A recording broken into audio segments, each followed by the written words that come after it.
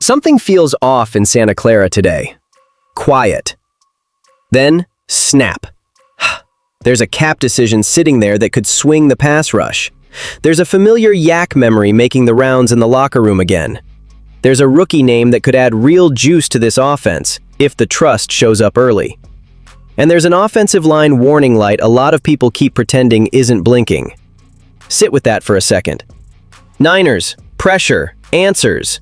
Because this is the kind of situation that looks small until you're staring at the first third and long in September. Clock moving. Protection's supposed to be clean.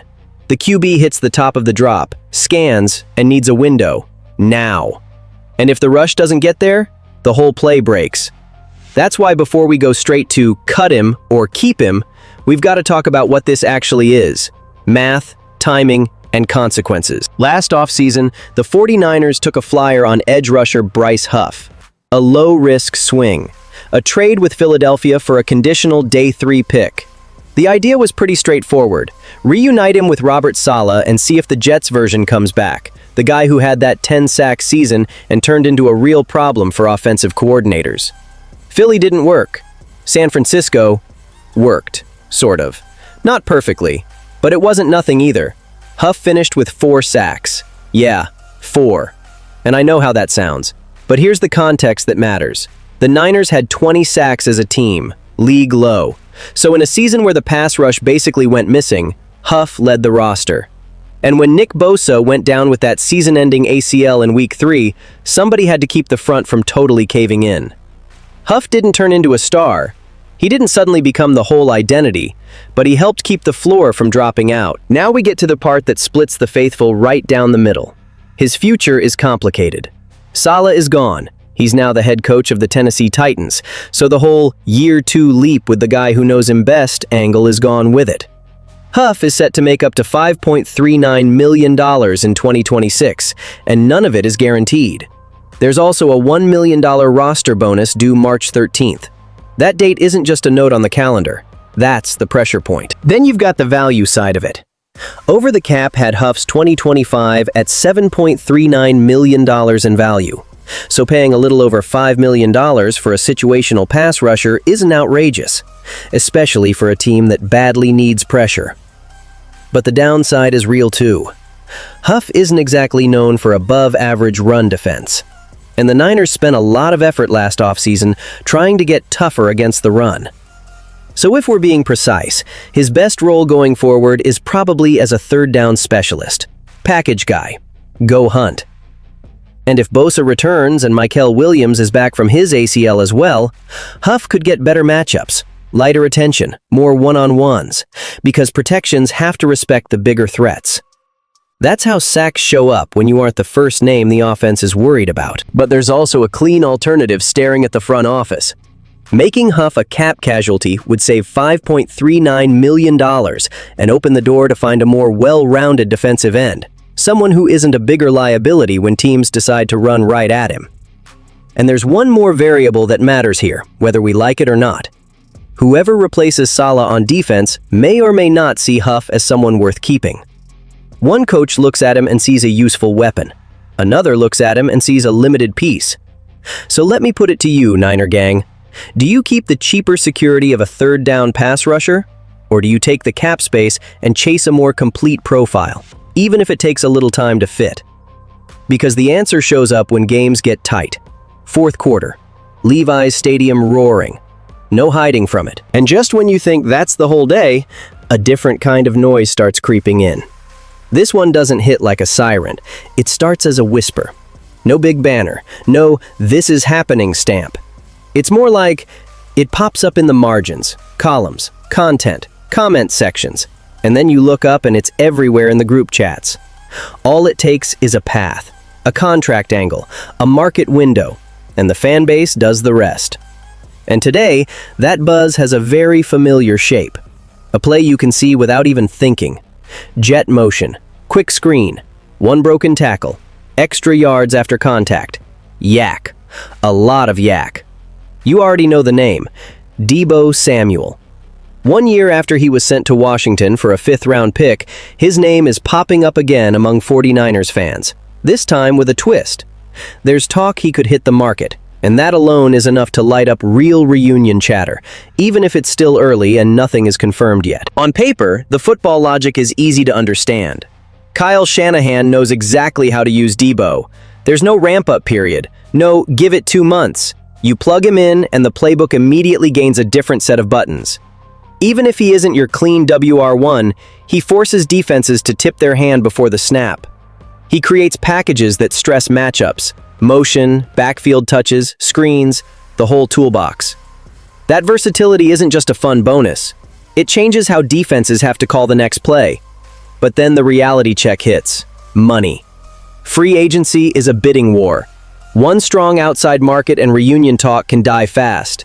And there's also the front office logic.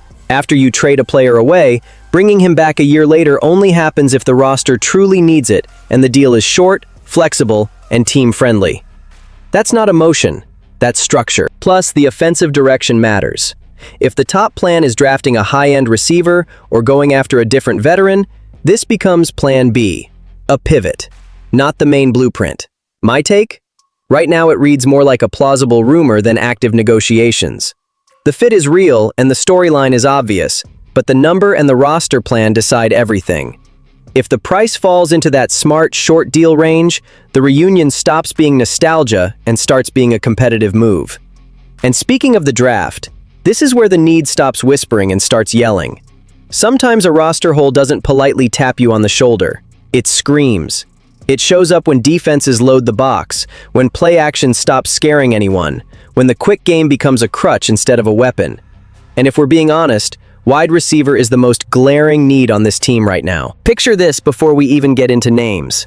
An offense built on rhythm and spacing, but without consistent separation. Without a threat that turns a short catch into a chunk play.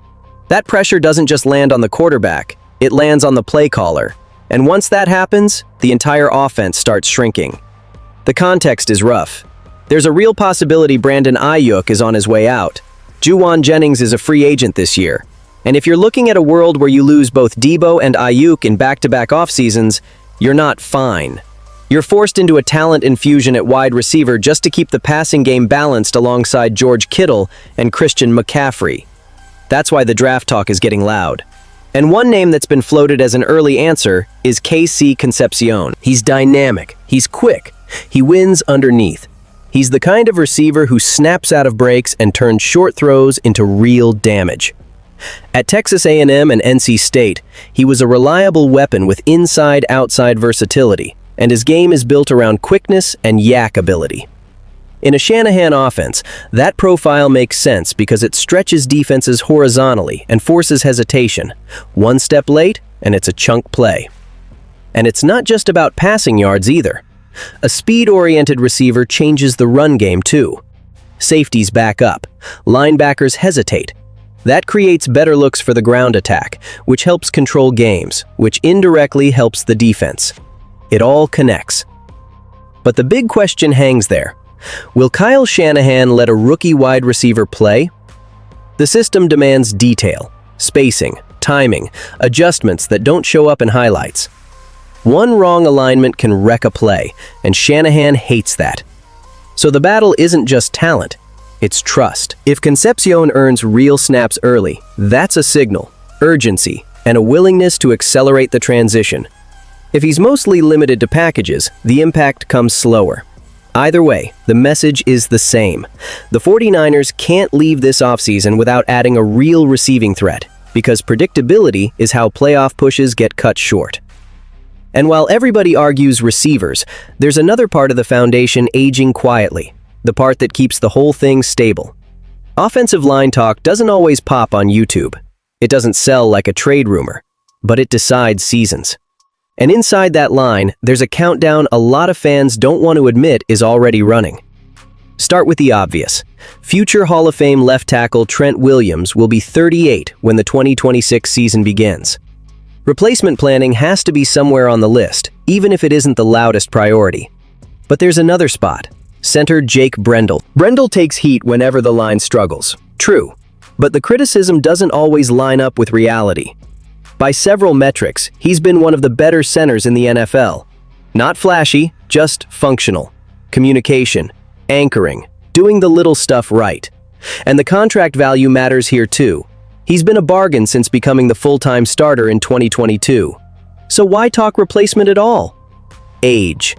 Brendel turns 34 this September, and he's entering the final season of the 4-year, $16.5 million deal he signed going into 2023.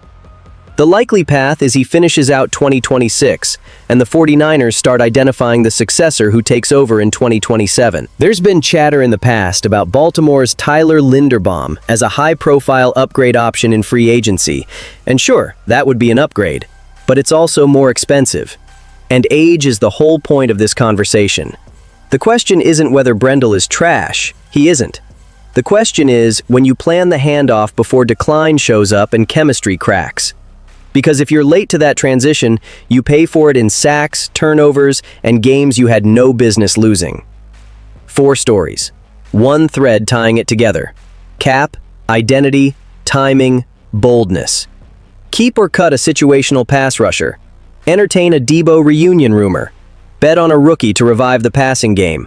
Plan the offensive line before it turns into a problem. None of this is isolated. It's chess, and the board is already set. So I'll leave you with this, faithful. Do you trust the front office is 2 steps ahead?